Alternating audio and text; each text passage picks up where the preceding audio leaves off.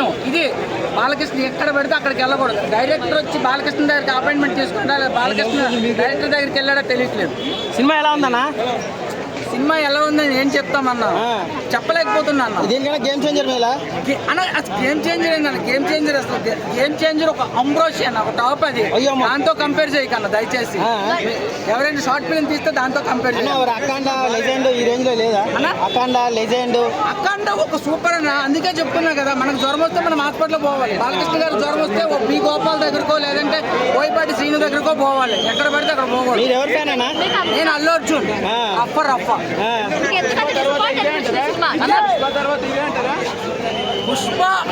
Pushpa parking collections కూడా దీనికి వస్తాయా? అంతేనా? అంతే. మీరు బాగాలేదంటున్నారు. ఇప్పుడు ఈ సినిమా సంక్రాంతి కొన్ని సినిమాలు చేస్తారని, ఎందుకంటే అక్కడ ఫ్యామిలీ విలేజ్ సైడ్ ఉంటారు. ఆ విలేజ్ లో ఎక్కువ బాలకృష్ణ ఫ్యాన్స్ ఉంటారు. అందరూ ఫ్యామిలీతో వెళ్ళి చూస్తారు కాబట్టి బాలకృష్ణ సినిమా సంక్రాంతి అప్పుడు వస్తే కొంచెం బాగుంటుంది అనిపించారు. దండుపాలెం గ్యాంగ్ అని తెచ్చి డాకు మహారాజ్ గ్యాంగ్ అంటే ఎట్లా నమ్మాలండి? అది దండుపాలెం, అది మొత్తం దండుపాలెం బ్యాచ్ తెచ్చారు. ఐటమ్ సాంగ్ ఎట్లా కొడతా ఉంటే వెనకాల పిల్లల మీద కొడతాడు కదా. చెప్పండి, అది కొట్టడానికి సినిమా తీసారే ఏమన్నారు? అంతేనా? ఫ్లాప్ అయితే సినిమా ఫ్లాప్ అని అట్లా చెప్తామన్న. సంక్రాంతికి ఏ సినిమా వచ్చినా ఇట్ట కలెక్షన్స్ అయితే వచ్చేస్తాయి కదా. దీనికన్నా గేమ్ చేంజర్ మేలు అంటారా? దయచేసి గేమ్ చేంజర్ తో పోల్చేద్దానా? అది మెగా ఫ్యామిలీ.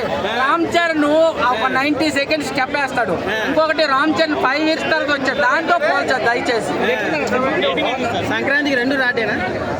సంక్రాంతికి ఏ సినిమా వచ్చినా కలెక్షన్స్ అయితే క్రాస్ చేస్తుంది. ఎందుకంటే ఎలాంటి వాళ్ళైనా ఫ్యామిలీతో వెళ్ళి సినిమా చూడాలనుకుంటారు కాబట్టి సంక్రాంతి తెచ్చాడు కాబట్టి ఆ ప్రొడ్యూసర్ గారు షేప్ అనమాట. మ్యూజిక్ మ్యూజిక్ బాగానే ఉంది అన్న.